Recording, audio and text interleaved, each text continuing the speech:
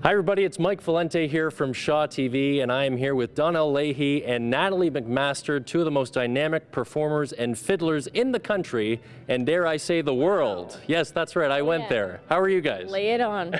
It's great. You guys doing well? Great, yeah, thanks. Thank you very much for joining us. Now, for those of you who don't know, according to legal documents, you two are married. That was back in 2002, so almost 15 years now. Yep. Over that course of time, what would you say you two have learned about each other or from each other in terms of performing and recording music? Let's start with Donnell.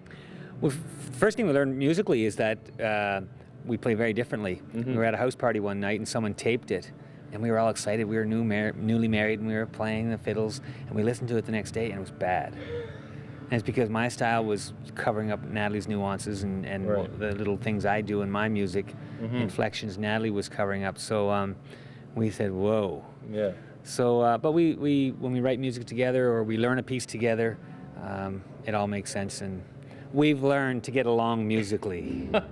I think you have, right? Because on top of being married, you two have 6 children together. 6 children, that's a lot of babies. And they're always on tour with you, and you bring them on stage. It's part of the show. They're playing violin, they're dancing. I think it's truly incredible how you two have incorporated your family into your music. Both parts of your lives are so intertwined that it's one. I mean, and that's got to be important to you, obviously, that you've pretty much started this from the get-go, right? Yeah, for sure. I remember Donnell doing an interview recently and someone saying, wow, taking your kids on tour, that must be hard. And Donnell said, well, it'll be much harder leaving without them. Fair enough, yeah. And so we do have Right. the opportunity and the blessing to be able to take them with us. And it's a lifestyle that has mostly good things to it and mostly good attributes.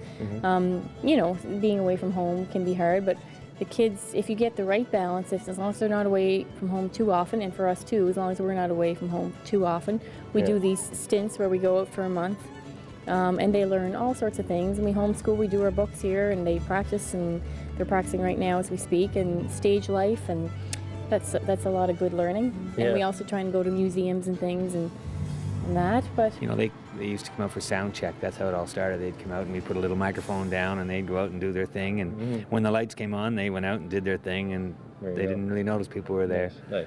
Okay, Natalie, we got to talk about Cape Breton, okay? Oh, no, So my great-grandparents lived in Judique on a farm. That was then handed down to my grandparents. I remember going with my sister and my family out in the summers to Nova Scotia to visit the farm in Cape Breton in Judique. I remember seeing you in Port Hawkesbury as a kid. My mom just saw you recently at the Judique Interpretive Center a couple years back. So your music, as well as Donnell's music, has been in our family a long time now. So what's the best part about being a Cape Breton girl, to borrow a line from your previous album? Because, you know, Cape Breton, I think, probably is the best place on earth, isn't it? well, it's awfully good for me. It's right here, embedded deeply. Right. And I really want to give whatever I can of it to our children. Of course, we're living in Ontario, which is a wonderful decision too. I mean, we have a lovely farm there, and it's a great place to raise children. But we make efforts, great efforts, to get home because my family's there, and we want our kids to have a little bit of that personality of Cape Breton that is, I think, very appreciative, very laid back, very light-hearted in life. Yes. And hopefully we can pass that on. So firstly, you're authentic, but you say Judique. You said it correctly. Not Judique. Lots of people say we went to Judique. Yeah, no, it's Judique, You right? got it. Oh yeah, you got right. it. Okay, good. The other thing is that I've had trouble. It was made very clear to me from the beginning that I am not from Cape Breton. I am not a Cape Bretoner. Now my mom's Cape Breton. My children are 3 parts Cape Breton. Really? Okay. And I'm not a Cape Bretoner. I've learned to accept that. And we were down at the East Coast Music Awards here, and we happened to get a couple of awards. But anyway, the next day in the paper, the Cape Breton Post said, 2 of our own Oh, there you go. brought home awards. Yes. So the Cape Breton Post has officially Adopted. I am now a Cape Bretoner. There you go. Because it was in the paper. Congratulations. very All the best. That's fantastic. You mentioned, Natalie, the personality. I firmly believe that the best sense of humor this country could provide is from the East Coast. It's from the Maritimes. Any Cape Breton jokes or stories that come to mind that you could potentially regale us with? Are you kidding? Yeah, On a few, camera? right? And now I know your sense of humor. Right on, buddy. Anything You come shut to that mind? thing off. Huey and Alan. Huey and Alan. Oh, Huey and Alan. Do you remember Huey and Alan? I don't think I do. So they were these two old guys that wore overalls Okay. and old work pants and plaid shirts and, you know, old some sort of hat.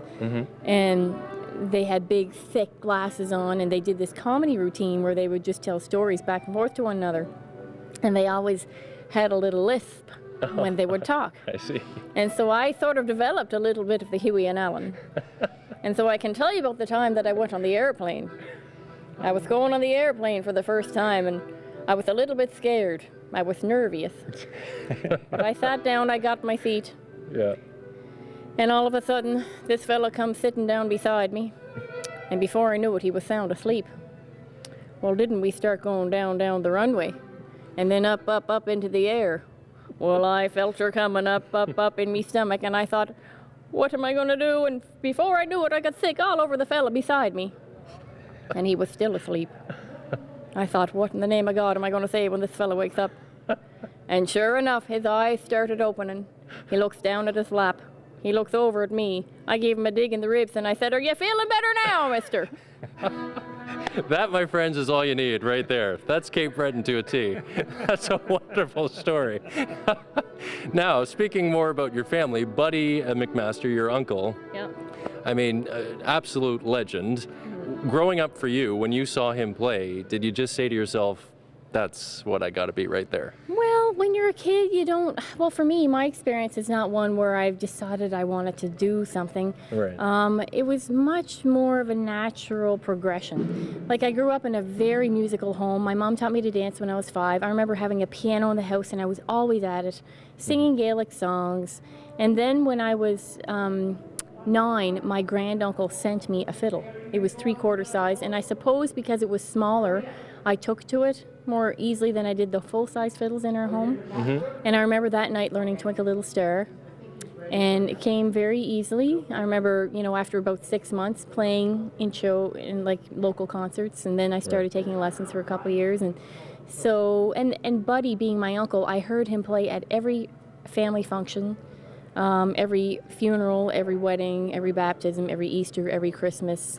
I went to all, he played more than anybody around the island, and I went to most of his functions, got to watch him play live, and so many other great fiddlers too. And I just slowly wanted to, you know, mimic those sounds that I was hearing. And, you know, I started something and I knew I could do it, and I wanted to get better at it. And it slowly led me into the industry. I didn't decide I want to be a fiddle star.